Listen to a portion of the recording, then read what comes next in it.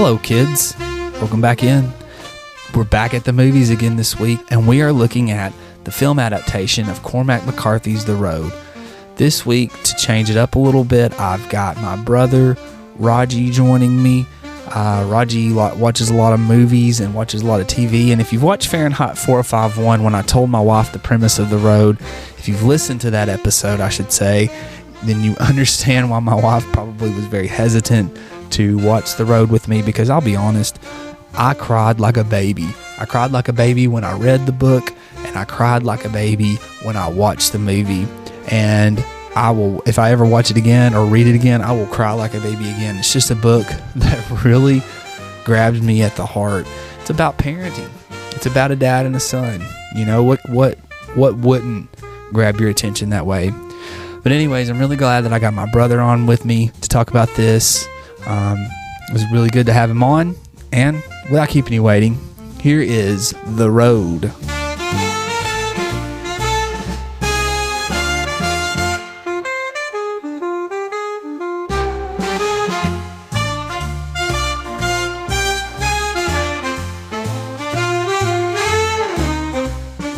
I took some notes. Oh, you did? Wow, look at those. You took a lot of notes. Yeah, I didn't like it. You didn't like it? Oh, I loved it.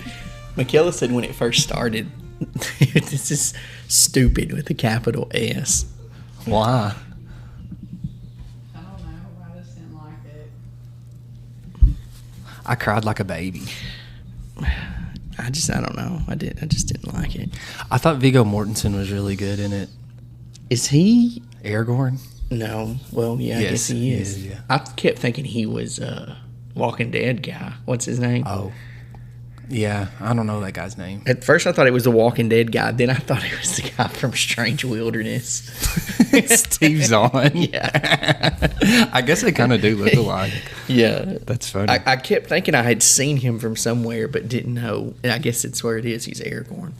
I thought he was really good in it. And then Robert Duvall is the old man, which Crockett had told me that, but I didn't really know which one he was going to be. Excuse me. But I thought he was really good too. That scene was really good. Yeah, but again, like, I just don't understand. It was a 10-minute scene, Yeah. and then he's gone. Mm-hmm. And it didn't make any sense to me. Well, I think it's in the movie they made it really look like that the dad is really kind of going deeper and deeper into this almost animalistic, I felt like, mindset of just protecting my son. You know, he had that. I think he had at the beginning this plan to make sure that he passed on survival skills, I guess, to his son. But I think, you know, even that goes into when he left that man naked at that part. I think he was just getting like farther and farther away from what he was really trying to do. Well, it's like paranoia. You know, when they're in the That bunker. the bunker, yeah, and he hears the dogs. Oh, yeah. And he's like, we got to go. Yeah. You know, and then they get up there and there's nobody there. Yeah. It's like they just passed through. So why would you not just, stay? But Well, that's something Crockett and I talk about on the podcast is I told him if that were me and my son, I think I would have stayed there as long as I possibly could and kind of been prepared to fight a little bit. What about you? well, yeah, I mean, that's my first thoughts was like, okay, they need to pack this stuff up and leave because clearly this is someone like, someone's here. Yeah. Like, so I would think, they need to pack it up and leave. But then as they stayed a few days and there was no one around, then at that point I was like, okay, I would probably stay. And then that's when they left. Yeah. I know when I read it in the book, when they got there, I didn't want that scene to end. I usually enjoy consequences in the books that I read, but I was really hoping that they would just kind of stay there. I knew that they wouldn't, but I would have stayed, but I think I would have been a little paranoid the first few days just because the amount of rations in the bunker, would have led me to believe someone's living here. in the book, the Coca-Cola that he gets, they find that actually in that bunker. Okay. So the dad drinks the whiskey in the book while the son's drinking the Coca-Cola. Yeah. But he was talking too about how this situation had been going so long in the book that the son had never, which obviously in the movie he had never had Coca-Cola, and he was telling the son about how this was a really good treat for us and fizzy and stuff like that. Well, he tells him in the bunker when they're eating in the movie, he's smoking that cigarette, and he says, "You think I lived in another world, didn't you?" Yeah. I wish I knew the age of the son whenever the event happened. Because I don't know. I mean, well, I didn't, I guess, I mean, it's been a long time since I read the book, but it was really impactful and it's really stuck with me. But that's a detail that I don't remember I don't remember the son being born post-event. Does that make sense? Well, I mean, he was, when it first happened, the first fire, that she was pregnant.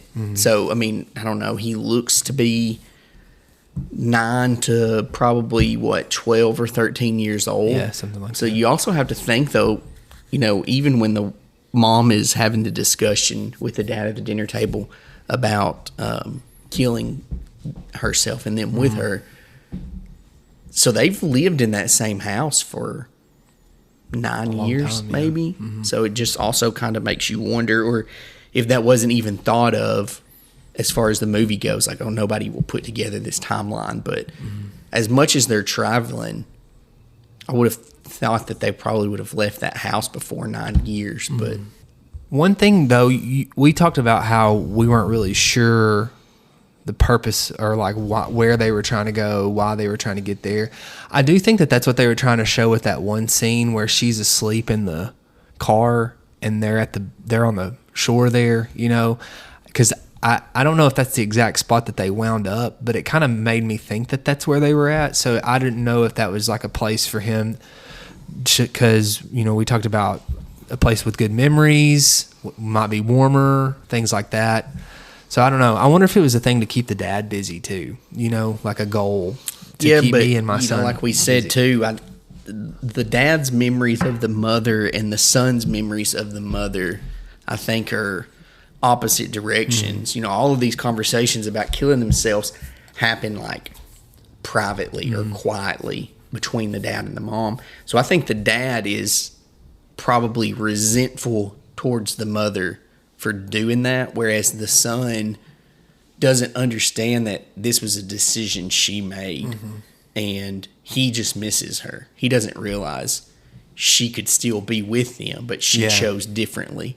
So, I mean, I know that the dad misses the mom clearly from the memories, but I also think that the memories they have are different. The son's memories and the dad's memories. Yeah.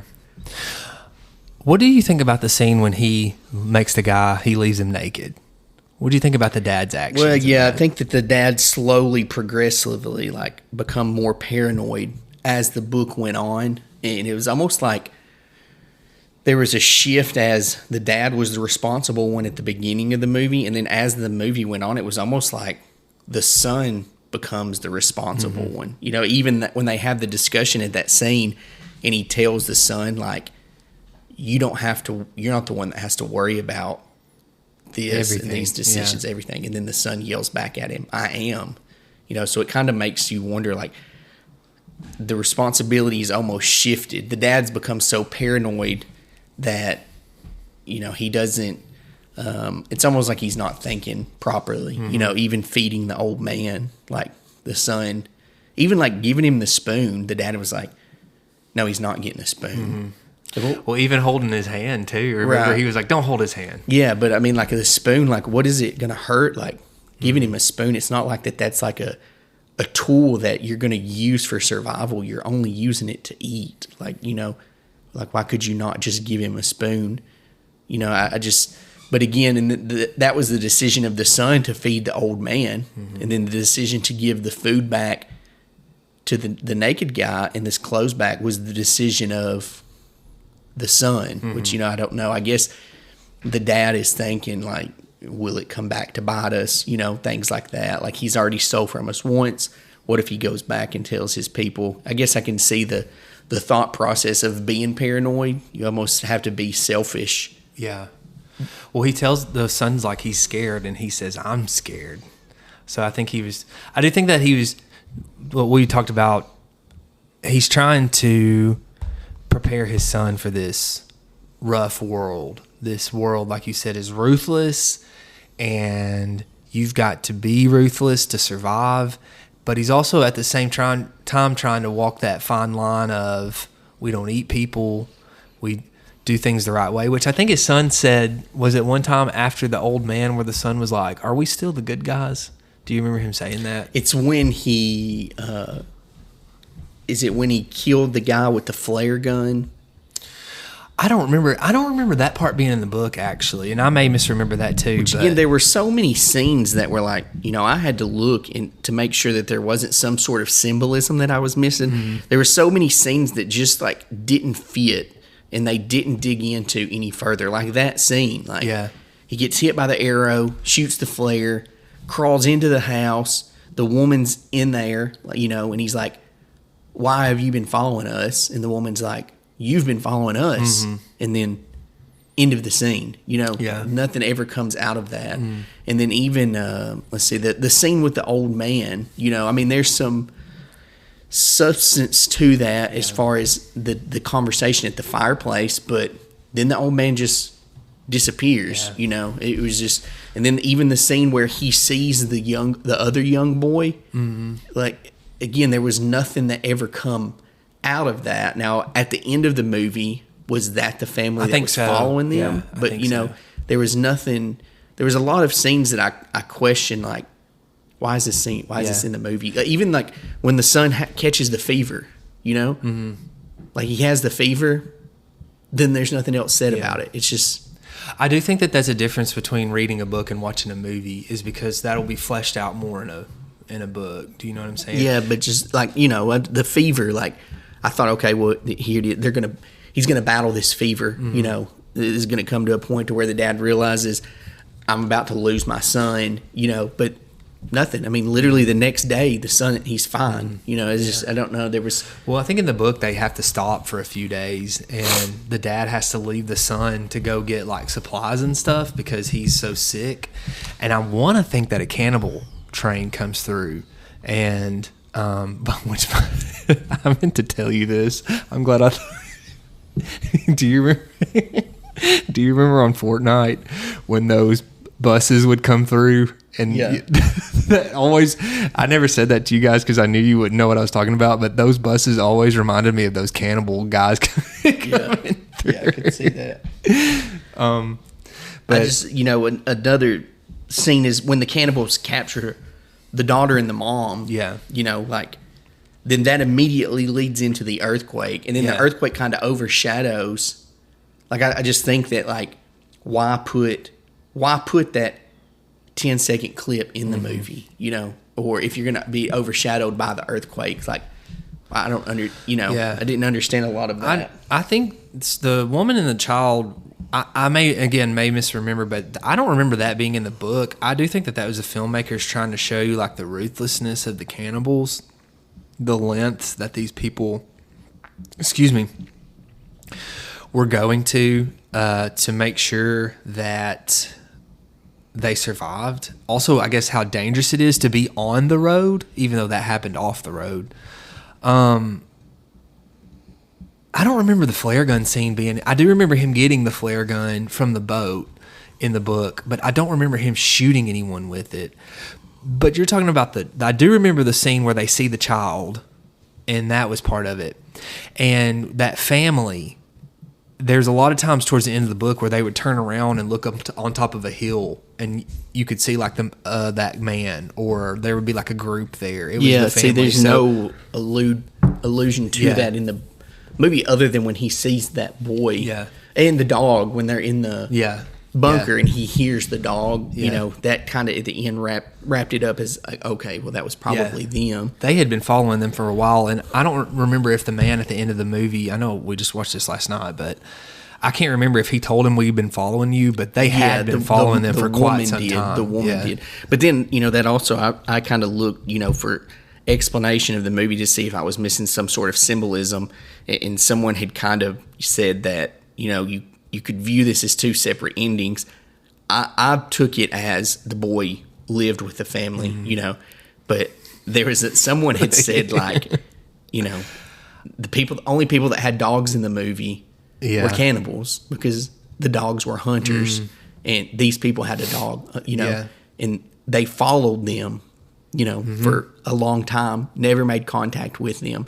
You even think when they're at the bunker, if that dog is them, like they stayed at the bunker for days. So what did those people do? Just sit out there and watch them? I don't know. Yeah, that's a good and then question. that's what this person was kind of saying. Like they weren't hungry; they'd already ate, so they were stalking them, Just waiting. Yeah. and then they get him. Well, they want him to if they gain got their the trust. naked man. I don't. Well, I wonder too. Like, it always flashed another weird thing with no explanation.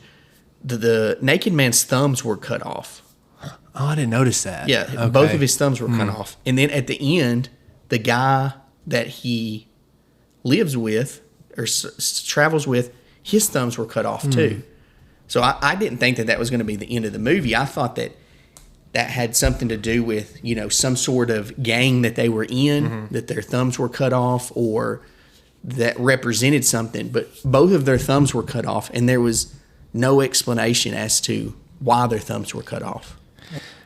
This says, "What's with the missing thumbs in the road? It was a punishment for being kicked out of a commune." It says in Cormac McCarthy's novel The Road, the missing thumbs or lack thereof of a character like the thief are a symbolic representation of something terrible that has happened in their past, possibly a ritualistic act or a sign of a brutal post-apocalyptic world.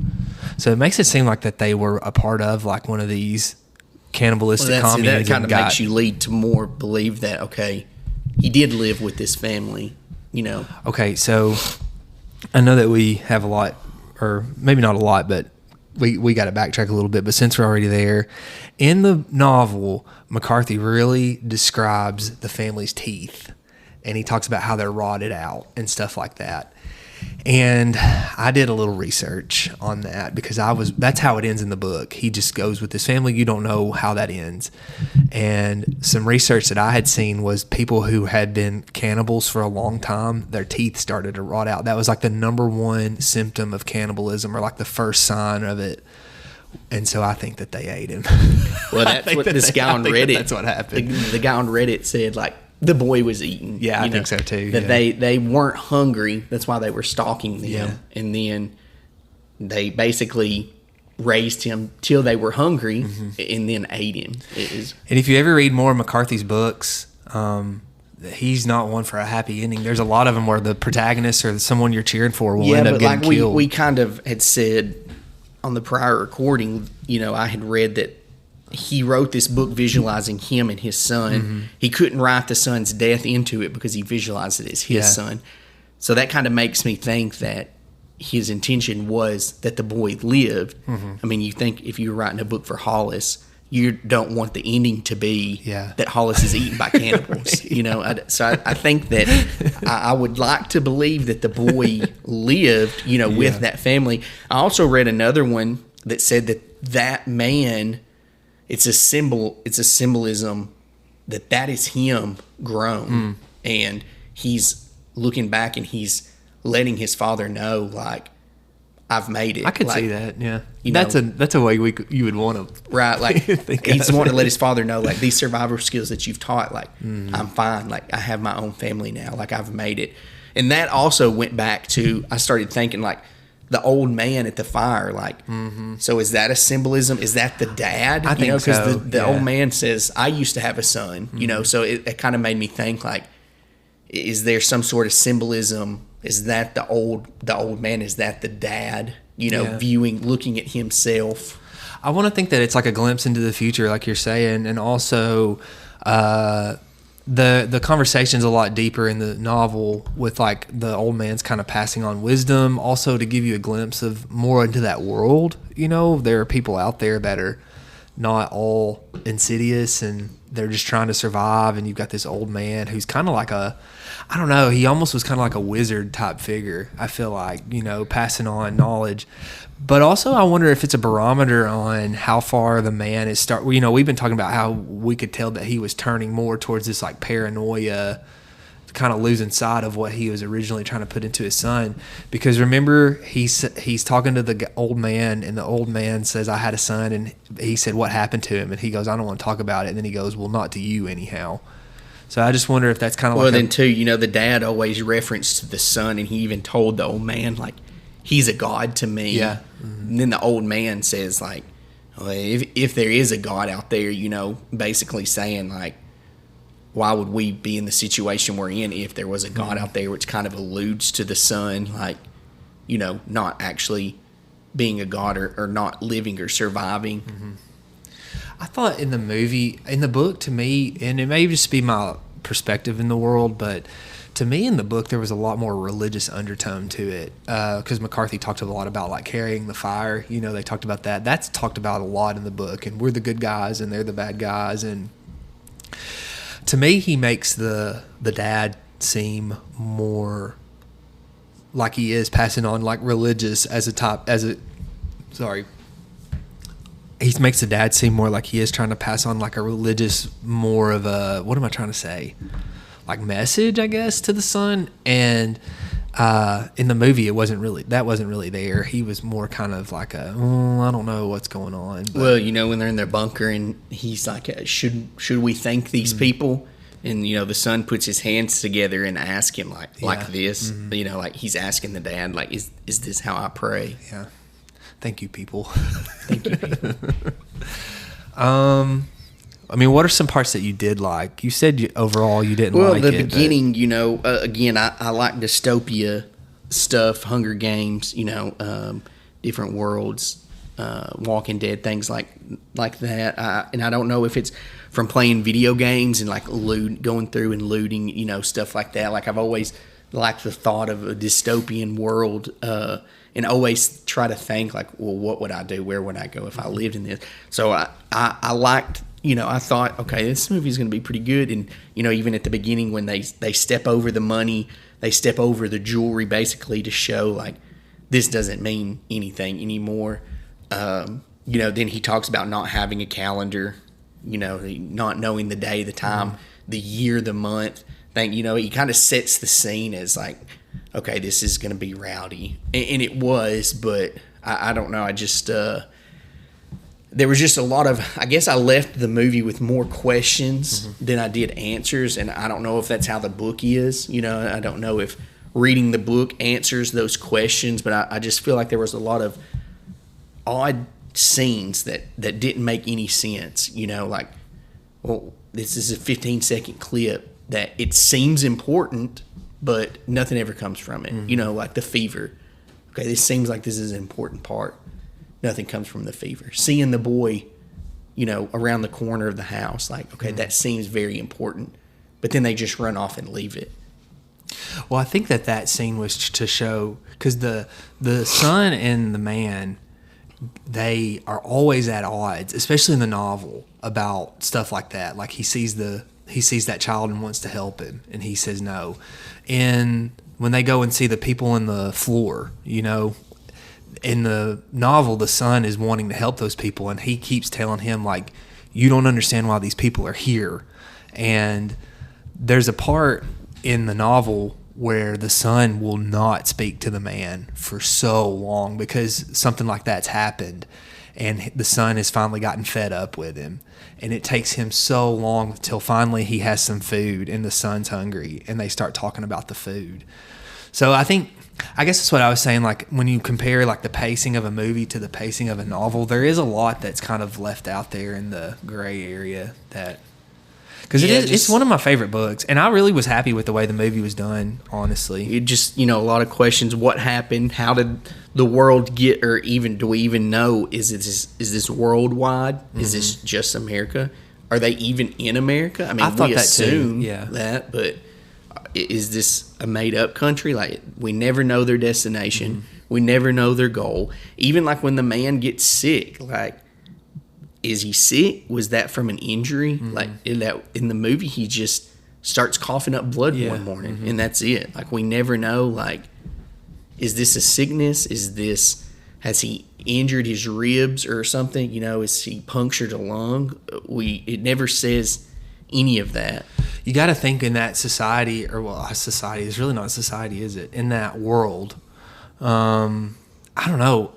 You were talking about how real it is. If something happened to where we had to live a dystopia type world, that is. Well, I just think the realism, as far as when you're watching another dystopian movie like I Am Legend, like there's always a goal or a purpose, or there's always like this place out west or out east is a camp that is accepting survivors, things like that. Well, realistically, it's probably wouldn't be true. And they don't really have a destination or a goal. They're just living. Everything's been looted, so they can't stay in one place, because everything's been looted. So I think the realism of constantly being on the road is what was real to me. Like, okay, we're not going east because we heard a radio broadcast, But again, did we even get names? Do they even have names? In the book, that their name is the Man in the Sun. Yeah, that's it. It's just things like that, And then how did it start? We talked about that. Like, what caused this? The fires. We always see fires. Like, where are these fires coming from? Is it embers? Is it, is somebody set a fire and the earth is just so dry? It just, is these cannibals, are they setting the fire? We never know any of that. That's what I'm saying. I just feel like I left the movie with more questions about the world. Yeah, I guess. Okay. So I didn't have very many questions, especially when I read the book, because to me it was this is the message I got out of it, was that it was not just a father and son, but parent to child scenario. And we were talking about that, how we try to impart as much wisdom as we can to our kids. And I know that with mine, I do the best I can to try to, train them up. And mine are younger than yours. You're like on the doorstep of that, and we try to train them up. And when one day, so that to me was the goal, was that the son would be prepared for whenever the dad died. And that was the goal of ultimately. And so when the dad dies, that you had said previously about, well, why didn't he just shoot the son? Well, he was so worried about the consequences of that world. That he almost constantly had a gun to the kid's head. So now here he is to the point of, okay, he's going to have to live on his own. And now instead of shooting him, he tells him, like, you need to go find someone to live. After being so paranoid, even like the old man, like if he would have let the old man stay with him, he would have had someone to live with. But now instead of shooting the kid, he's like, go live. Do you think he'd had someone to live with or someone to take care of, though, if he had that old man? I mean, probably physically to take care of, but you think of the wisdom of the old man, how to do things. Because I don't know. I didn't get a deep feeling of, which I know the movie is clearly based off of a father and a child's relationship, but I didn't get this deep feeling of the movie being about fatherhood. Because really, what did he teach him in the movie? He taught him how to kill himself. Yeah. Like, it never shows him teaching how to set traps. It never shows him teaching how to fish, and there was no animals, right? No, all the animals were dead. Yeah, it never shows him, like, even teaching how to build a fire. Like, it doesn't show him teaching him these survival skills. I guess other than him acting them out. Do you know what I mean? I don't know. Right, and doing them. Yeah. But there's never, again, like that fatherhood of, I'm showing you this because I won't be here forever. Yeah. I think that he says that, I know, one time, doesn't he? I think that's when they leave the man naked. And he says that. He's like, I'm not going to be around here forever. You've got to learn that this is a part of your life, your future. Right, but again, he's not teaching him a survivor skill. He's just teaching him that you can't trust these people, I think in the book, too, I know I said that earlier, but he says a lot about carrying the fire. We carry the fire. We have to carry the fire. And he talks about, I want to think that there's a scene where he talks about how it's easy to be a cannibal. Like, it's easy for them to do the wrong thing because that's the easiest way to survive. And he talks to the son about how it's more difficult to do what we're doing, but that's part of carrying the fire. Well, the cannibals almost seem to be the majority, Yeah. But I guess, I mean, I don't want to think that I would be a cannibal, but you think you gosh. put yourself in that situation, like Yeah. there's no food. Like, you know, even him and his son, if it come down to we're about to die or you can cut my leg off and eat it, I feel like that the dad would probably cut his leg off for his son. Yeah. But Well, I just feel like he's got this paranoia of he's afraid of the old man. You know, even that scene around the fire, he pulls the gun out Oh, and no. sets it on the plate. It's like, you see You that, see that, don't you? He's afraid of the old man. You know, he's afraid of the thief, the naked guy. But then at the end, he's like, hey, you need to find somebody. Yeah. You know, I just feel like that's contradiction. Like, I've taught you how to be afraid of everyone, but now you need to go find somebody. Yeah. Yeah, I can see that. I don't remember if he said that at the end of the book or not, but I know that I felt like that everything. I think I got that the end of that always. I mean, I know I've already said this a lot, but I cried like a baby when that was happening. And at the end of the novel, I was sitting in my chair and I had to put my book up over my face like this because it's like the first book that I was openly weeping when I was crying or reading it, and I didn't want Mary Beth to see me crying. But you know, he's like, I'll carry the fire. I know in the novel he says that. He's like, I'm going to carry the fire for you. You know, reading the Reddit, that's what it said, was that the book is almost unreadable at times. Yeah. And that was what it said, that the scene at the very end was very difficult to read, much worse than what the movie was. Well, when he leaves his dad to go get a blanket, and in the book, and that's where he runs into the people that has been following them, and he's like, can I please have a blanket? I got to go cover my dad up. He's like, I got to go make sure that he's warm, which is kind of like I don't know. He just keeps saying, I have to go do this. I have to go do that. You know, that also makes me think too that he did survive, that they weren't cannibals, because if the dad has just died, like, why would they not also eat the dad? That's You know, true. Unless they he's never like get diseased. asked to be taken back to him, you know. So Yeah. I think that Did you not think though the mom, the way she was talking to him, because she's like, "We're so glad to see you." To me, I was thinking that they were alluding to. well, I mean, he's about she's to like get eaten. crying and stuff Yeah. in the movie. So no, I didn't think that it was suspicious. You know, I kind of felt like it was the way she was talking to him. I thought, Yeah. "Oh, they're about to eat you." But that's already the mode I was in when that scene came up. Though, was that he was going to get eaten. yeah, no, I mean, with her crying and stuff, I didn't take it that way. I actually never even thought of that till I read it. Oh, really? On Reddit, and then and I was like, okay, well, that makes sense. Yeah, man.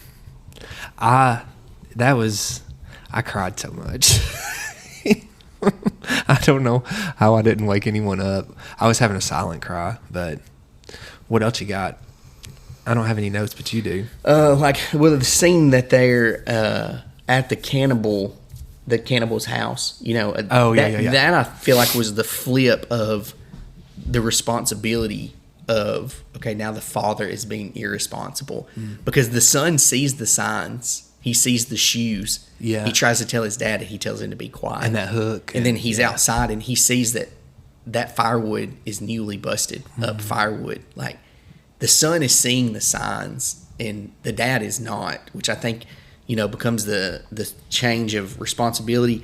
But that was the time period where they had no food. So I think the dad was so desperate for food that he was overlooking these things. That's a rough scene when they see those people. I don't remember. It seems like in the story he opens it up and they're like right there, as opposed to how he went down in there. Yeah. You know, because like a hand reaches out for him, and that's when the boy's like, "We've got to help these people," and he's like, "No, they're here for a reason." And then they see the people coming in. It wasn't that it was a bad movie. It was just like the vagueness of it, which is, you know. But I like that though a little bit to an extent. You know. Well, I just wouldn't expect it from a movie. I might expect it from a book, but I don't think that I would expect it from a movie, because, you know, the book builds so much detail, and then that's what, when you put it in the movie, Yeah. the detail's there, but it always like Has to be shortens up. condensed, yeah. Yeah, but the detail is still there. I just feel like, you know, there was, and I don't know if that's how the book is, like, there was just a lot of questions, like, what's going on here. Yeah. Well, as far as like world building, I guess there was questions as to, what event has happened. Was it a nuclear bomb? Was it a volcano? Was it a meteor? Most something dystopian like that. stuff, there's also a government. Like, Yeah. There's no sign of a government in this. Yeah. I do think it's unique in dystopia because of that. Because to me, it is more of a survival, father and son, passing of knowledge. And you were saying something that made me think about the religious undertones in the novel. It is also that the narrow path is the hard path. The good path is the toughest to go. The easy path is the bigger path. There was a lot of, I don't know. I think that it. Well, did you watch? You said, did you watch the interview with McCarthy? No, someone had alluded to it on Reddit. It's on. He does it with Oprah. He talks about. I can't remember what it was. So McCarthy used to live in Knoxville for a long time, and then he moved to New Mexico. And he was talking about he was either watching the news in the burning oil fields. I think that's what it was. They were or something like that. And that's kind of where this world started turning. And then he started thinking he was about to have a son, and started thinking about those things. So.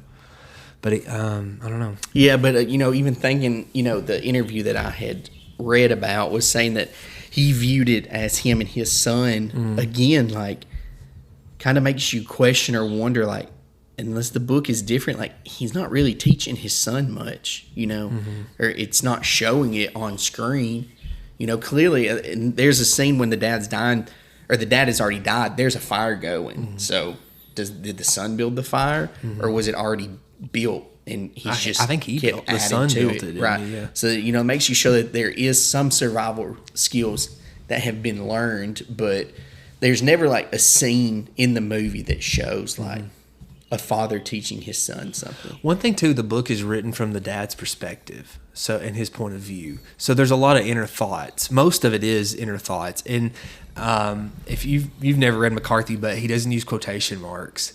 And so there's a lot of times where you're trying to figure out, is he talking to the son or is he thinking? Which in the novel I think is on purpose, because sometimes you think, oh, okay, he's thinking this out loud, or do you know what I mean? So you really get like this inner dialogue, this stream of consciousness from him. You get to see kind of his thinking and thought process behind all the things that he's done, which you can't really do that in a movie, Well, there was a narrator in the movie. Yeah. It was him. And those were lines from the book that he was narrating, yeah.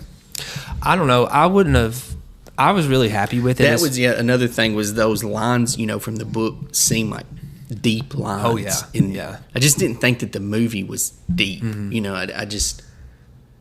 was, I don't know. And again, it's probably more realistic that there's not some sort of goal that they're pursuing, but they're just living. They're just surviving. I wanted there to be some sort of goal that they're trying to obtain. Okay, you can change the movie. What's their goal? I mean, so what I thought was going to happen was he wanted to get to the coast to try to sell to another country because this outbreak or whatever this was only in America. But then they get to the coast and it's just ice. That didn't happen. Yeah. That didn't. It was just dingy looking and trash everywhere. What would you have had different in the movie? I don't know. Maybe the son is captured by these cannibals, and now the dad's task is to find his son, or vice versa. The dad is captured.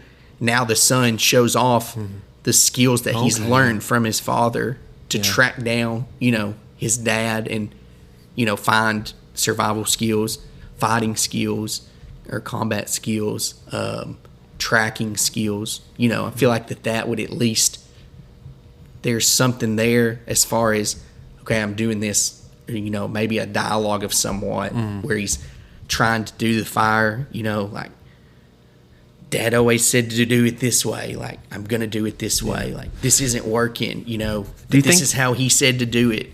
And then if at the end, he gets his dad, they leave, but he's so weak, then his dad passes away. Then his dad knows, like, I've raised him right. I just feel like that there was the dad telling him, like, you need to find someone to live with is that basically really bothered. the dad that really saying, bothered you. Yeah. The dad is saying, like, you can't survive on your own. Like, you need to go find someone to live with. Do you think, though, he's just saying, like, it'll be better to have a companion as opposed to just being alone? No, I think he doesn't think that the son... You don't think so? I don't think he thinks that the son has what it takes to survive by himself. He is concerned with him, I think. Yeah, but I think we always will be like that. You know, if it's a metaphor or an allegory to, like, for me, when my kids leave the house, go to college, become adults, I've got to trust that I've done the best I can and that they've taken that. But I'm sure that there's going to be times that I'm going to doubt some of the things that they're doing. You know. Yeah. And so you've got to just hope that I've put in all that I can. That's what I've always gotten out of it. I think that's why I cry so much at the end, is because he's just like, I get so emotional, is because the dad, I think, is just like, I've done all I can do, you know, and the son's like, you said you'd never leave me, and he's like, I'm sorry, you know, he's like truly apologetic. He's like, I'm sorry, I can't go any farther, you know, and I think the dad is just like, I've done all I can do. I've given you the fire, and now you have to carry this fire, and it's just, I don't know, it gets me right in the heart. Well, I mean, I think that the dad is done a good job of teaching him, like, this is how to live life. Like, we're the good guys.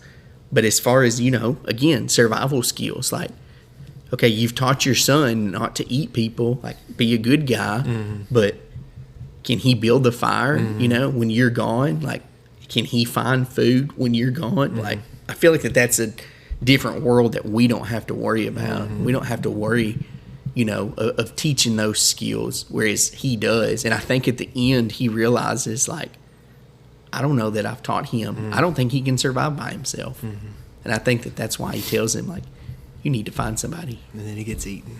And I also think, you know, again, he sees the softness of the boy, because he tells him, like, you need to be careful of who you find, but you need to find somebody. That's a constant struggle, too, in the book, is just the son is very compassionate towards everyone that they come across, and he's wanting to help them. And the man is just, we can't do that.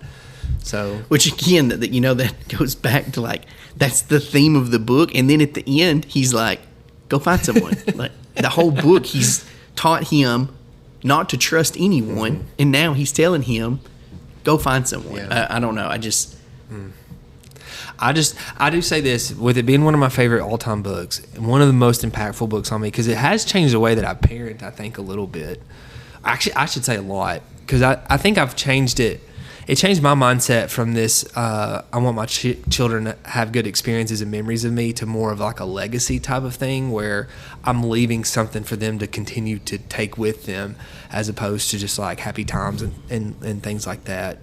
But I don't. Yeah, I mean, I see that, you know, talking about our dad. Like, I hooked the tiller up to the tractor yesterday to till the garden. You know, those are things that he has showed me. Cutting down trees, like, I know how to cut down a tree because of him. Changing the brakes on the car, changing the oil on the car, like, you know, these are things that he's taught. Working on the lawnmower, things like that. These are things that he's taught us that we can now use. And again, unless it's just not said, like, the dad doesn't do that in the book. He basically tells him, don't trust anyone. Like, that's what he teaches. That's his biggest lesson. I don't think I would have changed much of the movie, though. I think the cinematography, if I was directing it, would have been. I think Viggo Mortensen was awesome in it. I thought Charlize Theron did a good job as his wife. I didn't even know she was in the movie. I was really surprised when she popped up. I don't know. I did like it. Yeah, I think that was something we said in the other recording that we didn't talk about much, was her decision to kill herself, you know, which we discussed, like, the boy is born at the beginning, and he's probably, 9 to 10 years old.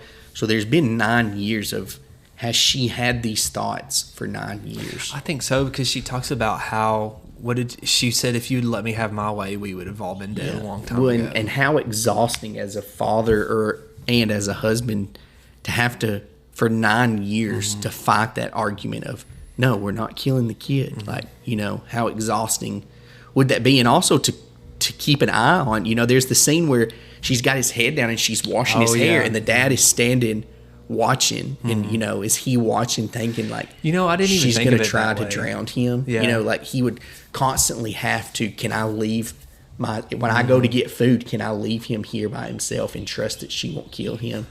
I didn't even think about it that way. When I thought that he was going back there to just watch, kind of like this might be just an innocent moment that I can watch my wife give my child a bath. But he probably was back there to make sure she wasn't, because she looked at him like, why are you back here? Right. Well, you could almost even tell by the way she was washing the boy's hair, like her thoughts were like, I could drown him right now. Yeah. I didn't even think about that. I thought she was really good in it. I thought there's some really good acting in it for sure. Yeah, I mean, I would agree. That would be a positive. I did think that, what's his name? Viggo Mortensen. Yeah, I thought that he was, great for that character. Even his looks, like, even when he takes his clothes off, like he's skinny, like he doesn't look, I think that Robert Duvall was great in it, that when he was the old man. Yeah, I did too. But again, that scene was 5 minutes, maybe, if that. I just think he was like a sage type. I just felt there was more substance to that old man than what the movie. I kind of felt like I'm pulling, like, give me more here. Like, I want more of this scene. Like, I want more of that. Do you think that, I've wondered about this, like some of these like really shallow books make really good movies. People love them. But then you've got like a book like this that's extremely deep and dense.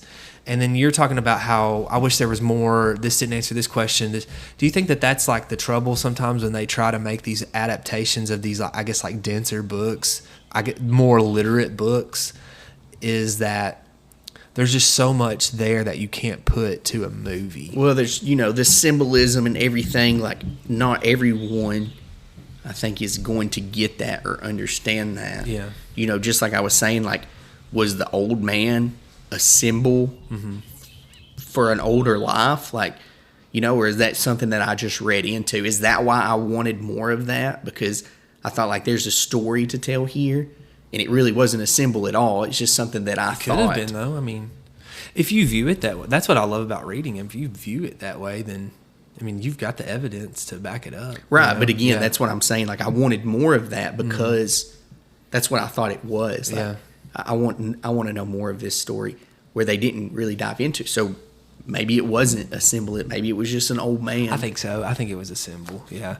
Do you watch a lot of TV shows? Do you think it would have been a good series? Because then you could explore more of that character development, more of the thought process of the dad, more of the personal experiences between him and the boy. Yes and no. I mean, I think they probably would have had to veer off of the book a lot more. Like, you think of The Walking Dead and The Last of Us. I don't know if you've watched that series. It's one of my favorites. Season 2 comes out next week, I think. Well, there are more conflicts. There's conflicts of, it's with not a dad and a girl. It's a dad and daughter. It's just that random guy that. But she's a daughter figure for him. Right, yeah, right, so right. That's what I was going to say. Is that's kind of like the same type of themes right there, isn't it? Yeah, but there's the conflict between those two. Then there's the conflict of the gangs, and then there's also the conflict of the zombie type thing.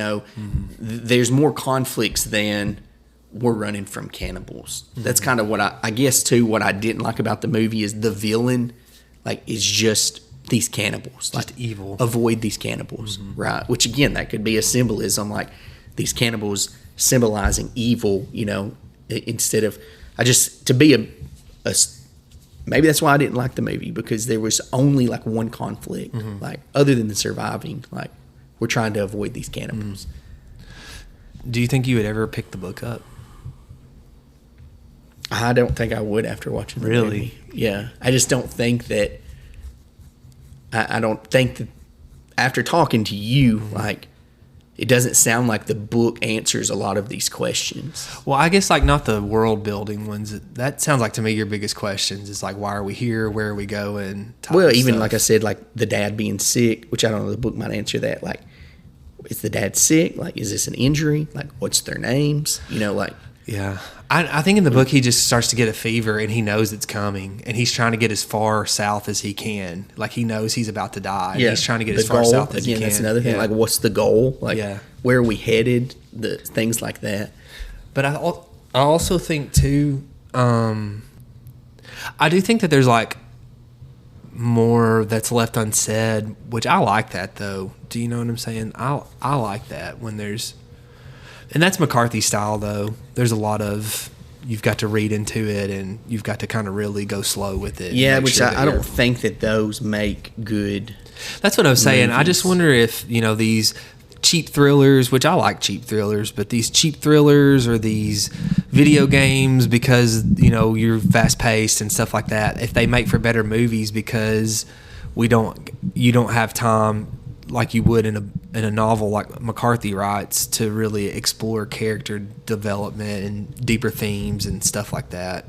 If you can capture all of that, because that's what I was going to ask you. Do you think that if there would have been a more open dialogue from the dad's thought processes, would that have maybe explained more? Yeah, I think so. Because then he's explaining maybe why they're going south. Like, I wonder if they he's could've- talking about,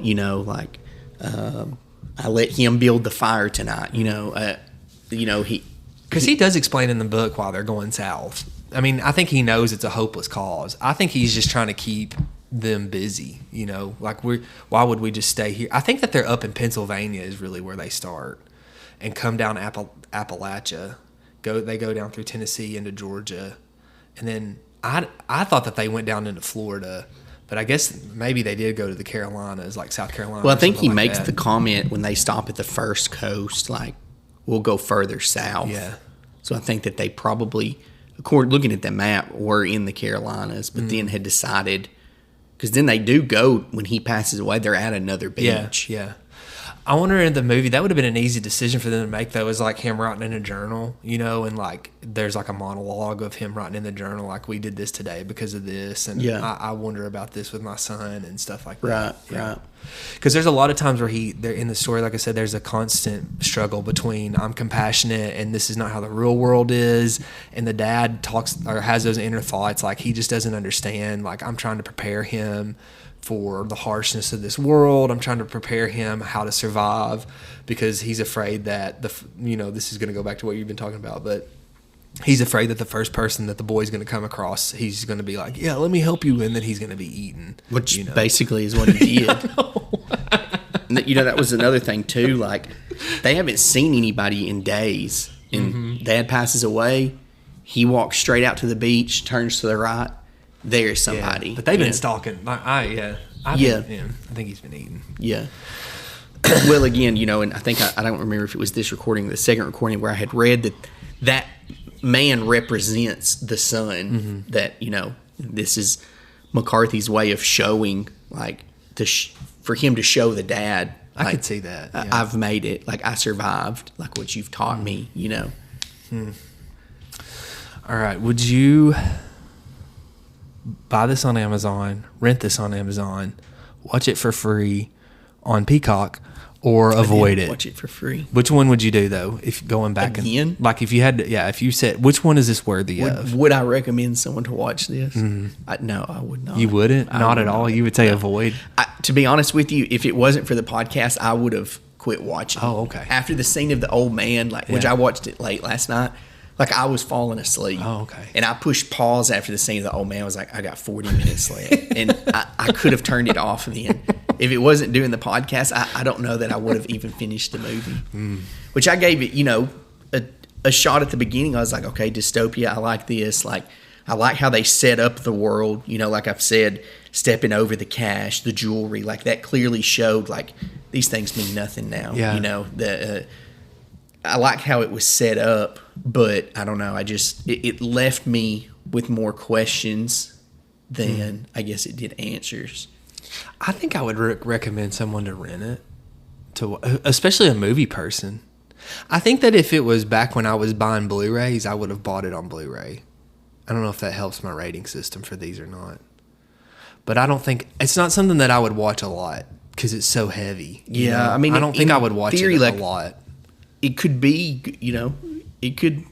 I like the storyline, but I think I just wanted more conflict, more.